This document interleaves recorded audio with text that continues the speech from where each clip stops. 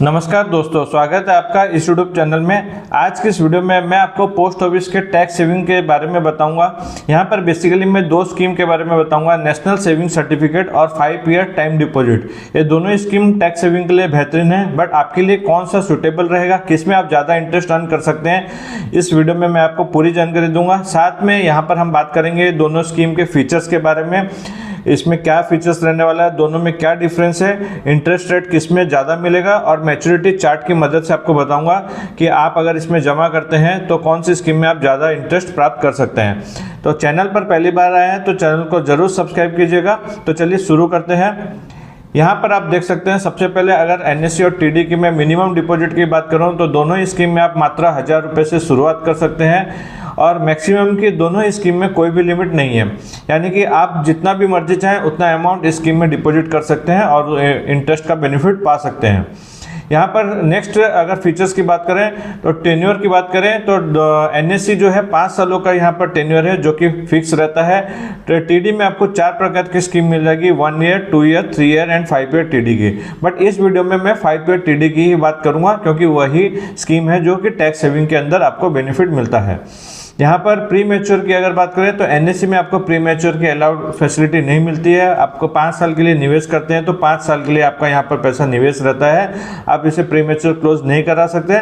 But TD को आप 4 सालों के बाद क्लोज करवा सकते हैं। पहले ये रूल जो था टीडी का, वह 6 महीने के बाद आप इसे क्लोज करवा सकते थे, बट ये अभी रूल चेंज होकर ये 4 साल का लॉक इन पीरियड हो गया है। यहाँ नेक्स्ट फीचर्स की अगर बात करें तो दोनों ही स्कीम में आपका टीडीएस एप्लीकेबल नहीं होता है, यानी कि आप जो अमाउंट डिपॉजिट करते हैं और उस पर जो इंटरेस्ट अर्न करते हैं उस पर कोई भी टीडीएस काटा नहीं जाता है। यहाँ पर टैक्स की अगर मैं बात करूँ जो कि खास बनाता है स्कीम को, तो एनएससी और टाइम डिपॉजिट दोनों ही आपको 80C के तहत यहाँ पर टैक्स रिबेट मिलता है। टीडी को ध्यान में रखना है, सिर्फ 5 ईयर की टीडी ही आपको टैक्स रिबेट में बेनिफिट मिलती है। 1 ईयर, 2 ईयर, 3 ईयर की टीडी में आपको कोई टैक्स बेनिफिट नहीं मिलता है।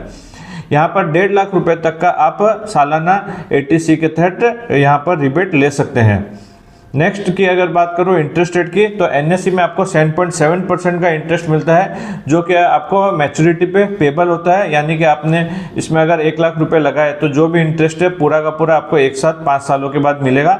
जबकि टीडी में आपको 7.5% का इंटरेस्ट है, बट वो जो इंटरेस्ट है आपको ईयरली पे कर दिया जाता है। हर साल आपको खाते में इसका इंटरेस्ट क्रेडिट कर दिया जाएगा। खास बात यहाँ पर ये भी है टीडी की कि ये जो 7.5% इंटरेस्ट है वो क्वार्टरली कंपाउंड होता है, जिसके तहत आपका जो इंटरेस्ट है टीडी में भी 7.7% यहाँ पर आ जाता है। लोन की अगर बात करें तो एनएससी में आपको लोन मिलता है, बट उस एनएससी को आपको अपने बैंक में मॉर्गेज करना होगा, प्लेज करना होगा। प्लेज करके उसके अगेंस्ट में आप लोन ले सकते हैं। टीडी के भी केस में कोई बैंक इसे एक्सेप्ट करता है तो उसके अगेंस्ट भी आपको बैंक लोन दे सकता है। यहाँ पर अगर बात करें ट्रांसफ़र की, तो एनएससी टीडी में दोनों ही आपका ट्रांसफ़र की फैसिलिटी मिल जाती है। नॉमिनेशन की भी फैसिलिटी यहाँ पर आपको मिलती है, उपलब्ध है। ट्रांसफ़र यानी कि आपने किसी एक पोस्ट ऑफिस में एनएससी या टीडी में निवेश किया था, बट आप कोई दूसरे शहर में ट्रांसफ़र हो जाता है आपका, तो आप इसे चाहें तो उस सिटी में भी इसे ट्रांसफ़र करवा सकते हैं। एनएससी या टीडी कोई भी स्कीम में अगर पोस्ट ऑफिस में आप निवेश करना चाहते हैं तो मेरा एक रिकमेंडेशन रहेगा, आप उस पोस्ट ऑफिस में एक सेविंग्स अकाउंट ओपन कर लीजिए, जिसके लिए आपको आइडेंटिटी प्रूफ, एड्रेस प्रूफ और पासपोर्ट, 2 पासपोर्ट साइज की फोटो की रिक्वायरमेंट रहेगी। तो इसके तहत आपका जो इन्वेस्टमेंट है बहुत ही इजी हो जाएगा और आपको ट्रैक करने में भी सुविधा रहेगी। तो फ्रेंड्स, अब बात कर लेते हैं मैच्योरिटी चार्ट के बारे में। यहाँ पर आप देख सकते हैं चार्ट बनाया हुआ है। अगर कोई व्यक्ति 10,000 रुपये का निवेश करता है एनएससी में तो उसे 5 सालों के बाद 14,490 रुपये उसे मिलते हैं। बट टीडी में अगर वह करता है 10,000 रुपये तो उसे सालाना 771 रुपये करके मिलते हैं।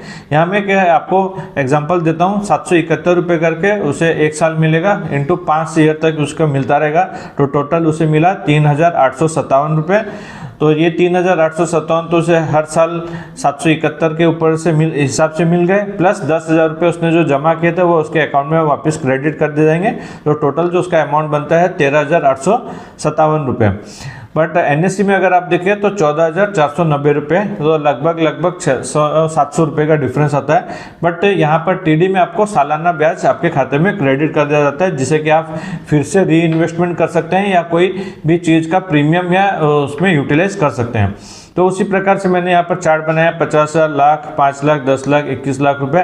तो यहाँ पर इस वीडियो को आप पॉज करके देख सकते हैं। 1 लाख रुपए अगर कोई व्यक्ति एनएससी में निवेश करता है तो उसे 5 साल के बाद 1,44,903 रुपए मिलेंगे, और टीडीए के केस में उसे लाख रुपए का जो सालाना इंटरेस्ट है वो 7,714 रुपए मिलेंगे। तो फ्रेंड्स यहाँ पर देख सकते हैं कि दोनों स्कीम आपके लिए सुटेबल हो सकती है, आपकी नीड के ऊपर डिपेंड करता है। अगर आप चाहते हैं आपके पास लमसम अमाउंट 10 लाख रुपए आपने जमा कर दिया तो आपको 10 लाख का जो टीडी में है 77,000 के लगभग सालाना मिलेगा। तो उस 77,000 से आप अपने एलआईसी प्रीमियम, इंश्योरेंस प्रीमियम दे सकते हैं, चाहे लाइफ की हो चाहे हेल्थ इंश्योरेंस हो, या उससे उस अमाउंट से आप मंथली एसआईपी में भी ट्रांसफर कर सकते हैं, या आपके कोई बड़े खर्चे हैं, बच्चों की स्कूल फीस है तो उससे भी आप सालाना उसे पे कर सकते हैं। तो उस प्रकार से भी आप प्लानिंग कर सकते हैं। और अगर आपको हर साल की जरूरत नहीं है तो आप एनएससी कीजिए जिसमें कि आपको 10 लाख रुपए जमा करते हैं तो 10.5 लाख के लगभग आपको अकाउंट में आपके ये पैसे क्रेडिट हो जाएंगे। तो फ्रेंड्स उम्मीद करता हूं कि वीडियो में मैंने आपको सारी जानकारी दी। वीडियो अच्छी लगी तो वीडियो को लाइक जरूर कीजिएगा। आपका कोई डाउट है तो आप मुझे कमेंट करके पूछ सकते हैं, मैं रिप्लाई देने की जरूर कोशिश करूंगा। चैनल पर पहली बार आए हैं तो चैनल को जरूर सब्सक्राइब कीजिएगा।